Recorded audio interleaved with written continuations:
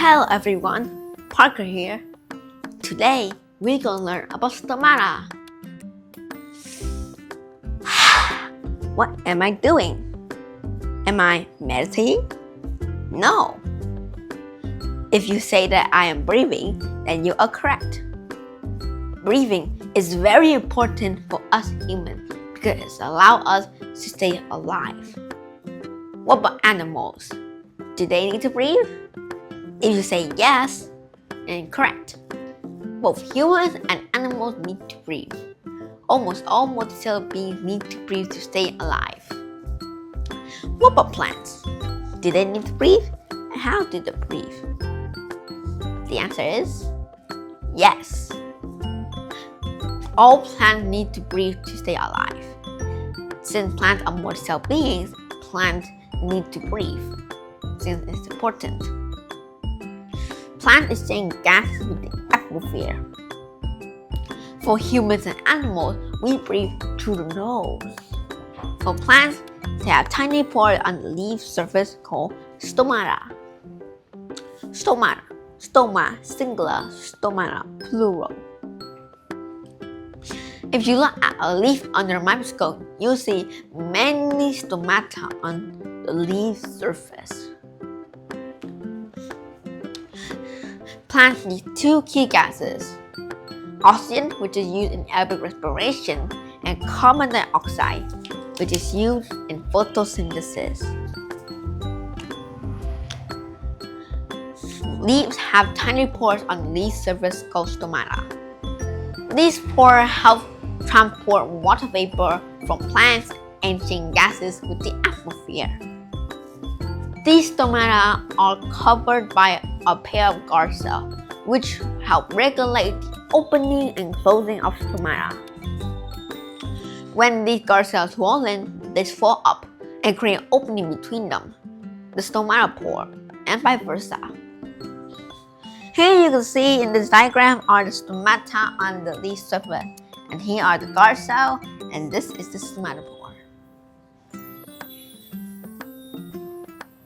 Stomata are open during the daytime, where photosynthesis occurs. At night, most stomata begin to close when photosynthesis stops. When stomata open, gases like carbon dioxide and oxygen diffuse in from the atmosphere, the high concentration, to the lower concentration, the inside of the leaf. The process by which plants convert food energy into usable food is called photosynthesis. The process of photosynthesis is carbon dioxide being diffused by the stomata into the leaf, and water is absorbed through the roots. Together, these are fused by the energy from sunlight, which create oxygen as a waste product and glucose as food.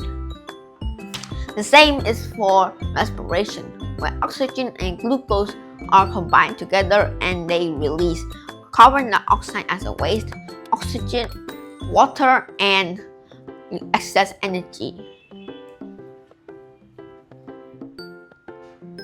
Where can you find stomata? Stomata are found on both the top and the bottom side of the leaf. However, in most plants, there is a greater number of stomata on the underside of the leaf. However, there are a few exceptions. Monocots, like grasses, have equal number of stomata on both the top and the bottom side of the leaf. And in plants where the leaves are on the surface of water, like water lilies, there are no stomata on the wet underside of the leaf. What are the shapes of stomata? In dicots, stomata have kidney-shaped guard cells. And these are examples of dicots. You can see them with the taproot. In monocot, stomata have dumbbell-shaped guard cell. And here is an example of a monocot, which you can see with fibrous root. How do plants breathe? Plants breathe through with the atmosphere via pores.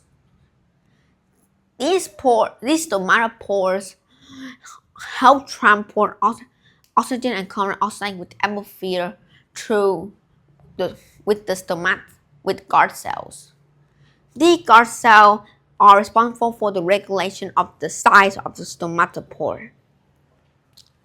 During the daylight, stomata are open, and both plants are both respiring and photosynthesizing. So, both oxygen and carbon dioxide diffuse in and out of the leaf. At night, most stomata begin to close, and the need for carbon dioxide decreases, with only respiration taking place. Oxygen diffuses into the leaf and carbon dioxide diffuses out of the leaf. So, what do we learn today? Well, we learned that for plants, breathing is very important. Plants exchange gases with the atmosphere via stomata.